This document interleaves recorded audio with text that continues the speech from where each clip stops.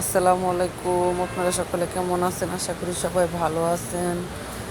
তো আলহামদুলিল্লাহ আমিও ভালো আছি। তো বন্ধুগণ, দেখেন আজ আপনাদের সামনে নতুন একটি রেসিপি নিয়ে হাজির হলাম। তো আশা করি আপনাদের ভালো লাগবে, তো দেখতে থাকেন।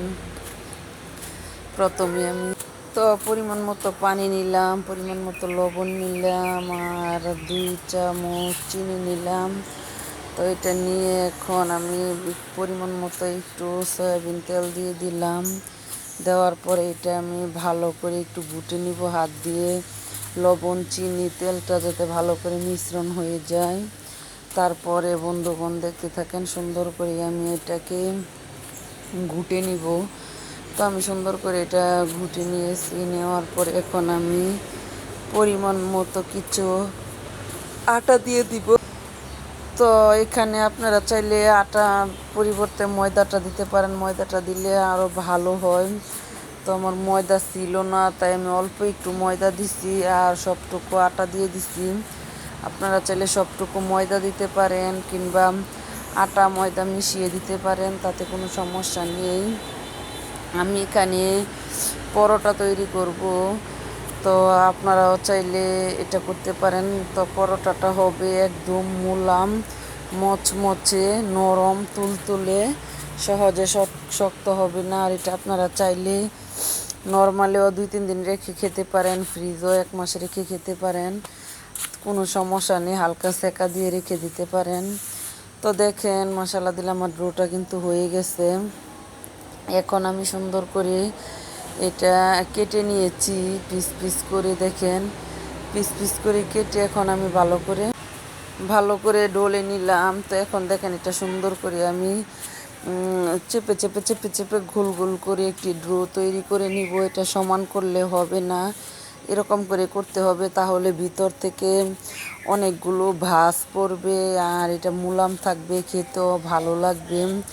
ডাইরেক্ট গোল করে এমনিতে ডলা দিলে এটা খেতে এত একটা ভালো লাগবে না আর ওইটা ফুলবে না। তো দেখেন পরোটা না বানানোর নিয়মটাই কিন্তু পদ্ধতিটাই এরকম, তাহলে খেতে ভালো লাগবে, স্বাদ বাড়বে আর ভিতর থেকে কিন্তু একদম নরম তুলতুলে থাকবে। তো সুন্দর করে আমি প্রতিটা ড্রো এরকম করে হাত দিয়ে চেপে চেপে চেপে চেপে আমি একটা ড্রো বানিয়ে নিব। এটাকে আমি গোল করতে যাব না, গোল করলে কিন্তু ভিতর থেকে বারবার বারবার পরত হবে না। তো এরকম করে প্রতিটা জিনিসই নিয়ে নিব।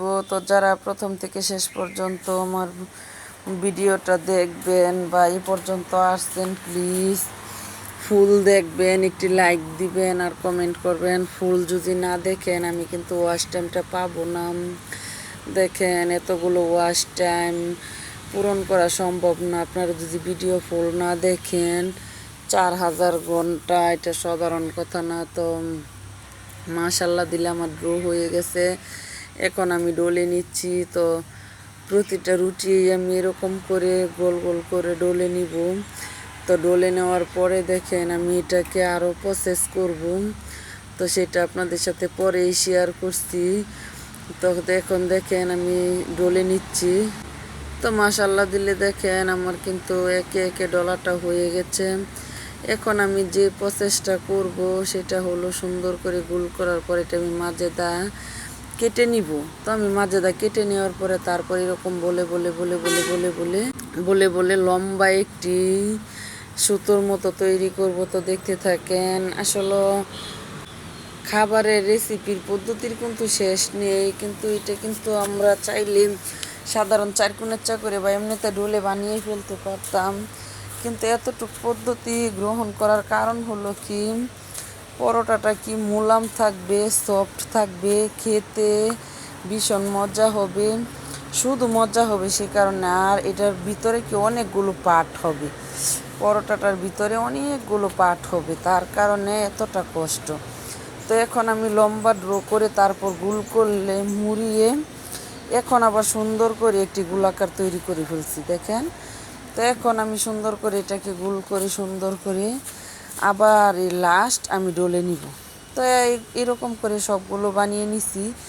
এখন আমি একটা কাপড় দিয়ে কমসে কম 20 মিনিট ডেকে রাখবো। আপনারা চাইলে 1 ঘন্টা 2 ঘন্টাও ডেকে রাখতে পারেন, কিন্তু কম ঢেকে রাখলেও 20 মিনিট ঢেকে রাখবেন, তাহলে পরোটাটা কি ফুলে যাবে, সুন্দর হবে। তো দেখেন অবশেষে কিন্তু আমার পরোটা বানানো হয়ে গেছে। তো আপনাদেরকে দেখাইতাছি, মানে খুব সুন্দর হয়েছে, খেতেও ভালো লাগছিল, অসম্ভব স্বাদ ছিল। তো এই যে আস্তে আস্তে এটা কিন্তু ভিতর থেকে হয়ে গেছে, আর এই জিনিসটা কিন্তু অনেকগুলো পার্ট হয়েছে, একটি পার্ট না, এটা খেতেও ভীষণ মজা ছিল। আর এটা কিন্তু ভালোই ফুলকো ফুলকো ছিল। আমি কিন্তু ময়দাটা দেই নাই, ময়দা দিলে আরও স্বাদ হইতো, কিন্তু ময়দা দেই নাই, তারপরও প্রচুর স্বাদ হয়েছে, আর অনেকগুলো পাট পাট হয়েছে, খেতেও ভীষণ মজা ছিল, একদম নরম মোলাম ছিল। তো এটাই আপনাদের সাথে শেয়ার করতেছি। এরকম করে ডাল রুটি হোটেলের মতো বাড়িতেই খেতে পারবেন। ডাল তো কালকে আমার রেসিপিতে দিলামই। তো ভালো থাকবেন, সুস্থ থাকবেন।